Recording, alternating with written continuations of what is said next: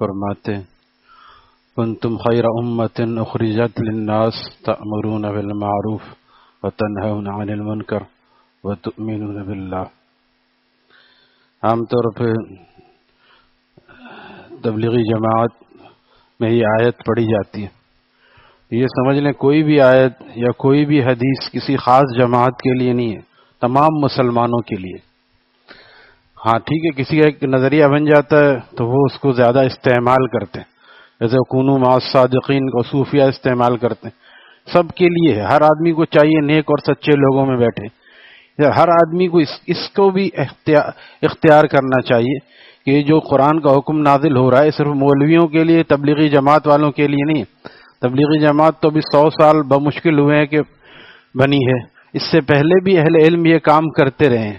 وہ کیا ہوتا تھا؟ وہ انفرادی ہوتا تھا، لیکن پھر اللہ تعالیٰ نے مولانا یاس صاحب رحمۃ اللہ تعالیٰ کو یہ درد عطا فرمایا، اور وہ جب حرم شریف حاضر ہوئے تو ان کا خیال اور ارادہ یہ تھا کہ وہ وہیں رہ جائیں، لیکن ان کو وہاں بشارت ہوئی کہ تم یہاں نہ رہو، تم ہندوستان جاؤ اور وہاں تم سے دین کا کام لیا جائے گا۔ تو اللہ تعالیٰ نے پھر یہ دین کا کام ان سے لیا، اور وہ بھی خودرو پودا نہیں تھے کہ آئے اور دین کا کام شروع کر دیا۔ مولانا خلیل احمد سہارنپوری رحمۃ اللہ تعالیٰ کی خدمت میں رہ کے اپنے نفس کو مٹایا، اصلاح کروائی، پھر یہ درد پیدا ہوا۔ ایسے چاہتے ہیں ایسے ہی درد پیدا ہو جائے۔ ایسے لوگوں کے برابر اپنے آپ کو سمجھتے ہیں جنہوں نے مجاہدہ کیا، جنہوں نے علم حاصل کیا، یہ دونوں برابر نہیں ہو سکتے۔ علم والے اور بے علم دونوں برابر نہیں ہو سکتے۔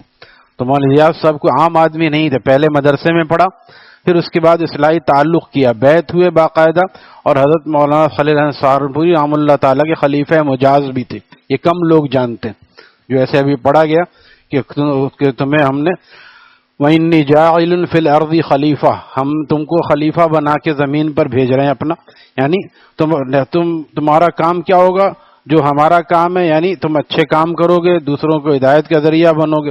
تو بہت سے کہتے ہیں خلیفہ تو اللہ نے خود بنا دیا، اب ہمیں کسی بزرگ سے خلافت یا اجازت کی کیا ضرورت؟ یہی غلطی ہے۔ جو بات حضرت گنگوئی کو سمجھ میں نہیں آئی، جو بات حضرت بڑے پیر صاحب کو سمجھ میں نہیں آئی، وہ ان کی سمجھ میں آ گئی کہ ہمیں کسی کی ضرورت نہیں۔ حضرت گنگوئی، حضرت تھانوی بڑے عالم تھے، یا آج کے لوگ بڑے عالم؟ وہ لوگ تو کسی بزرگ کے پاس جا کے انہوں نے اپنی اصلاح کروائی، اور یہ کہتے ہیں کہ بغیر کسی کے پاس جائے بغیر، ورنہ اس میں بہت وقت ضائع ہوتا ہے۔ ایسا ہی ضائع ہونا۔ طالب علم کہے کہ 8 سال میں پڑھوں گا، میں اس سے پہلے کیوں نہ پڑھانے لگوں؟ تو پڑھا سکتا ہے 8 سال پڑھے بغیر؟ جس طرح وہ ناقص ہے تو دوسروں کو نہیں پڑھا سکتا، تو جو سیکھے گا نہیں وہ بھی دوسروں کو صحیح بات نہیں پہنچا سکتا، اور صحیح بات بھی نہیں پہنچا سکتا، اور بعض دفعہ اگر پہنچا بھی دیا تو اس میں وہ اثر نہیں آئے گا جو کسی بڑے سے کی صحبت اور درد دل سے حاصل کیا جاتا۔ تو ہمارے تمام بڑے اپنے بڑوں کی خدمت میں رہے۔ 35 سال حضرت مولانا ریاض صاحب رحمۃ اللہ تعالیٰ کا تعلق حضرت مولانا سہارنپوری رحمۃ اللہ تعالیٰ کے ساتھ رہا، اور بہت اعلیٰ درجے کا ایسا تعلق مع اللہ تھا کہ حضرت شیخ اپنی آپ بیتی میں لکھتے ہیں، جہاں حضرت شیخ کے فضائل اعمال اور فضائل صدقات ہیں، وہاں حضرت شیخ کی ایک اور تصنیف ہے، اس کا نام آپ بیتی ہے، اس کو پڑھنا چاہیے، اہل علم کو چاہیے اور خاص لوگوں کو چاہیے ایسی چیزیں پڑھیں۔ ساری زندگی کی سوانح انہوں نے رکھ دی۔ اس میں کیا تھا؟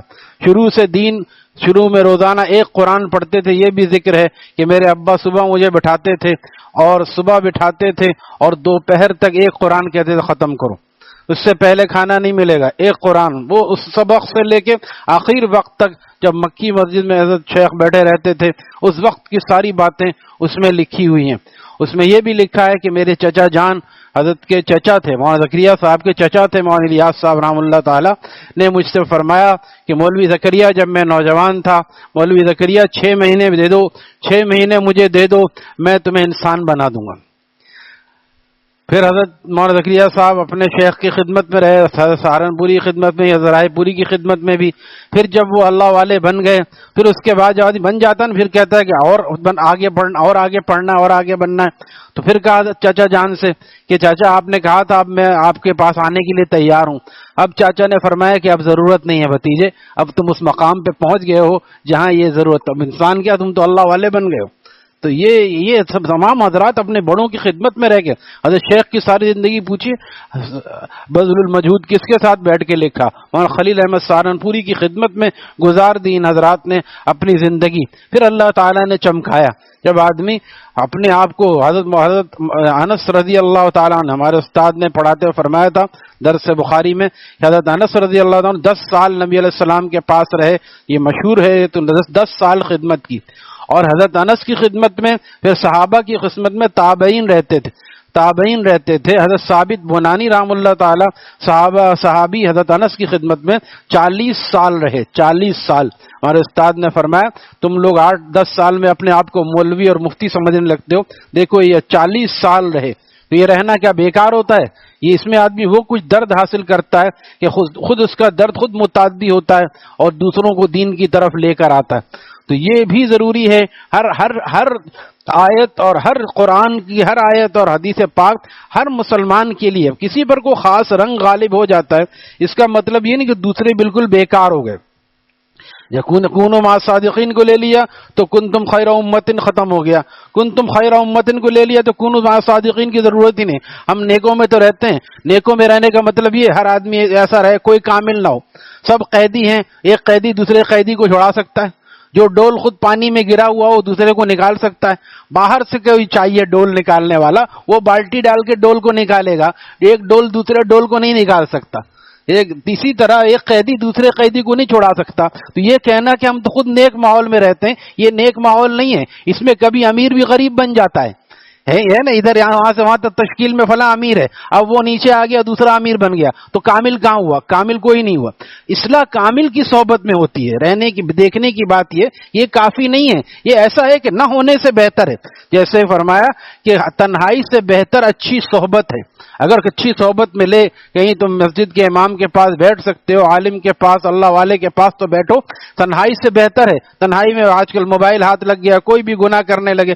لیکن بری صحبت سے بہتر ہے, گٹکا کھانے والے دوستوں کی صحبت سے بہتر ہے, گالی دینے والوں کی صحبت سے بہتر ہے کہ تنہائی میں رہو تاکہ ان کے ساتھ گناہ میں نہ. تو اس سے بہتر وہ ہے. اسی طرح کچھ نہ ہونے سے بہتر ہے کہ آدمی اپنے جیسے نیک لوگوں میں رہے. لیکن اصل جو نیک لوگوں میں رہنا مقصد ہے وہ کسی کامل کی صحبت میں رہنا مقصد. حضرت شیخ بھی تو اپنے طالب علموں میں نہیں رہے نا, حضرت سہارنپوری کے ساتھ رہے, الیاس صاحب بھی سہارنپوری کے ساتھ رہے, حضرت گنگوئی اپنے شیخ کے پاس رہے, اور حضرت حاجی صاحب امداد اللہ کے پاس رہے, حضرت تھانوی حاجی صاحب کے پاس رہے. حاجی صاحب کے انتقال کے بعد حضرت گنگوئی کی صحبت میں رہے. لہذا یہ ان حضرات نے تو کبھی اپنے آپ کو بے نیاز نہیں سمجھا. آج کے لوگ بے نیاز سمجھ کے دلائل بھی دیتے ہیں. افسوس یہ کہ یہ سمجھتے ہیں کہ پہلوں کو تو دلائل سمجھ میں نہیں آئے, وہ تو بیچارے ایسے ہی انہوں نے وقت ضائع کر دیا. ہمیں سمجھ میں آیا, ہم ڈائریکٹ یہ کام کریں بغیر حاصل کیے ہوئے. تو ڈائریکٹ یہ کام درد حاصل نہیں ہو سکتا. منہ کی بواسیر تو حاصل ہو سکتی ہے, ہر وقت باتیں کر رہے ہیں, لیکن درد دل پیدا ہوتا ہے کسی اللہ والے اور درد دل رکھنے والے کی خدمت میں رہنے سے. درد دل پیدا ہوتا ہے, اپنا عمل اتنا ہوتا ہے کہ اب ہمارے حضرت فرماتے تو خود اتنی آہو فغاں کرو, اتنا ذکر, اتنی تلاوت کرو کہ جو نور تمہارے دل سے جو بھر جائے, چھلکتا ہوا پھر تقسیم کرو. چھلکتا ہوا, جب اپنے اندر کچھ نہیں ہے تو کہاں سے تلچھٹ نکال کے دیں گے؟ تلچھٹ میں مزہ ہوتا ہے, چھلکتے ہوئے میں مزہ ہوتا ہے. وہ پیمانہ جو چھلکتا ہوا ہو اس میں مزہ ہوتا ہے. تو خود اپنے آپ کو تقویٰ کا وہ معیار قائم کرو اور وہ درد دل حاصل کرو ذکر تلاوت سے, سنتوں کے اہتمام سے, کہ یہ چھلکتا ہوا پھر امت کو. پھر وہ دونوں کی باتوں میں زمین آسمان کا فرق ہوتا ہے.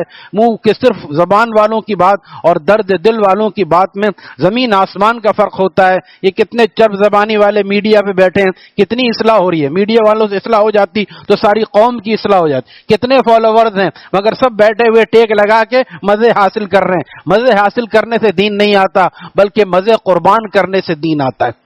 مزے حاصل کرنے سے دین نہیں آتا, مزے قربان کرنے پڑتے ہیں. نگاہوں کا مزہ قربان کرنا پڑتا ہے, زبان کو روکنا پڑتا ہے, کیا بولنا ہے کیا نہیں بولنا ہے, کہاں دیکھنا ہے کہاں نہیں دیکھنا ہے. جب آدمی بڑوں کی صحبت میں رہ کے یہ سیکھتا ہے تو پھر اصلی درد دل ان کے اندر پیدا ہوتا ہے, جو پھر اس کے بعد ان سے کام لیتا ہے. پھر زیادہ اعلان کی ضرورت نہیں پڑتی. کباب جب تلا اور بھنا جاتا ہے, جب وہ تیل کے نیچے سے گزر جاتا ہے, پھر اس کو اعلان کی ضرورت نہیں پڑتی. اس کی خوشبو بتا دیتی ہے کہ یہ کباب فلانے کے گھر میں بن رہا ہے.